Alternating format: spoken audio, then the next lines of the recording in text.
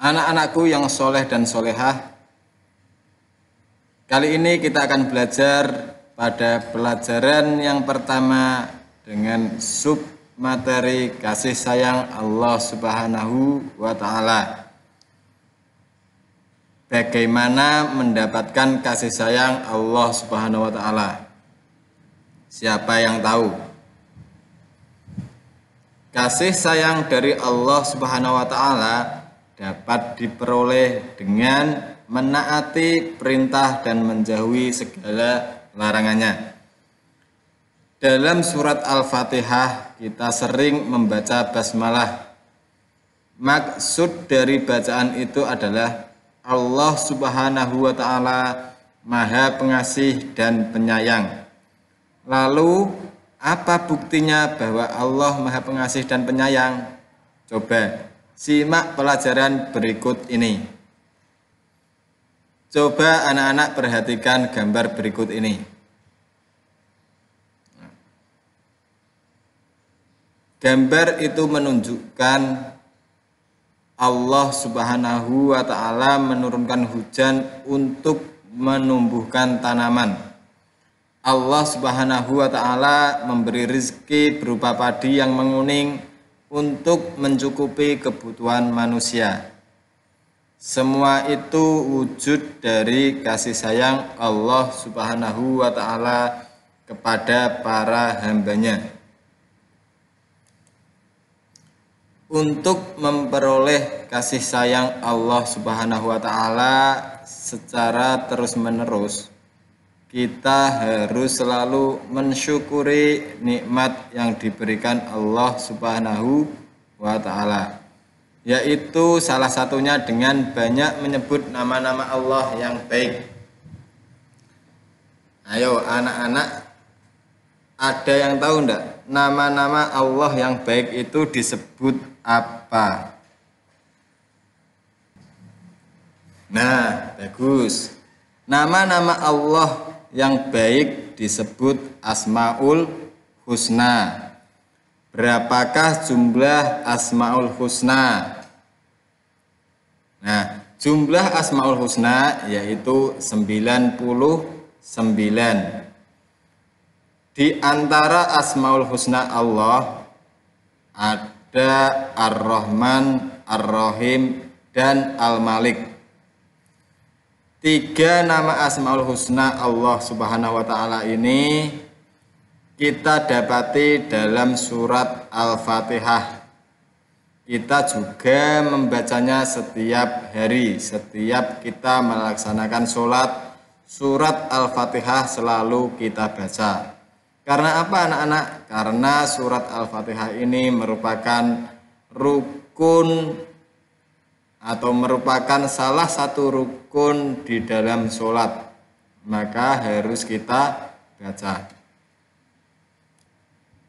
Anak-anakku yang soleh dan solehah, dari ketiga Asmaul Husna tadi, mari kita pelajari satu persatu. Yang pertama yaitu Ar-Rahman.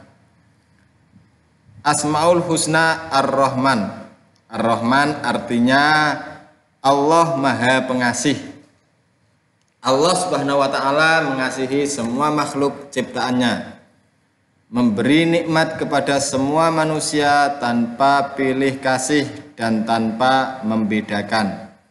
Semua itu bukti keadilan Allah kepada manusia.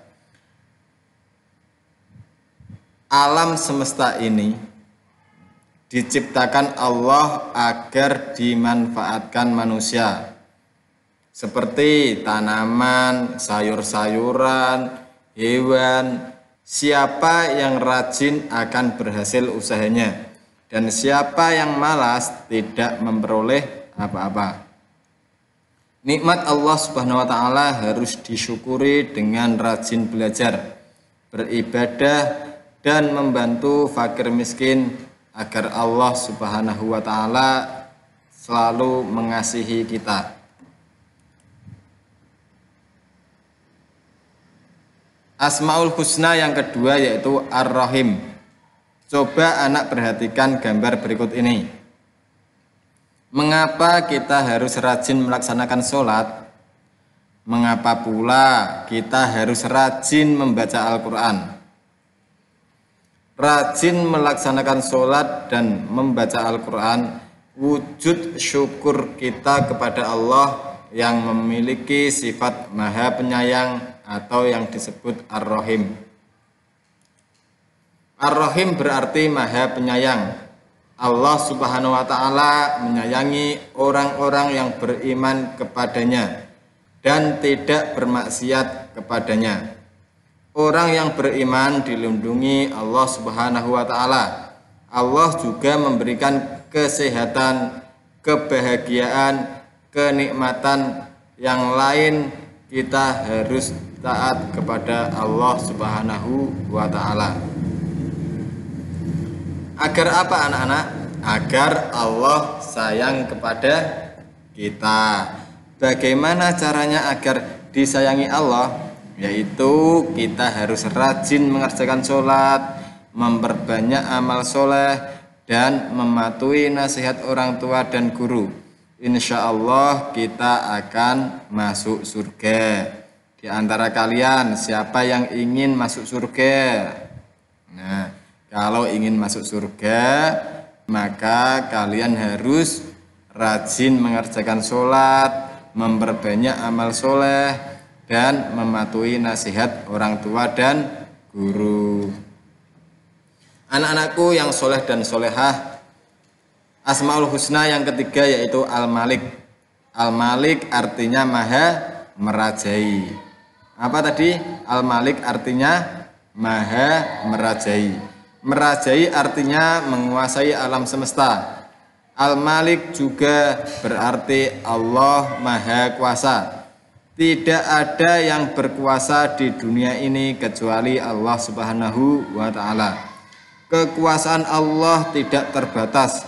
Semua makhluk tunduk kepada Allah. Allah menguasai hari kiamat. Allah juga menciptakan surga dan neraka. Maka kita wajib menyembah Allah Subhanahu wa Ta'ala. Dengan apa, Pak?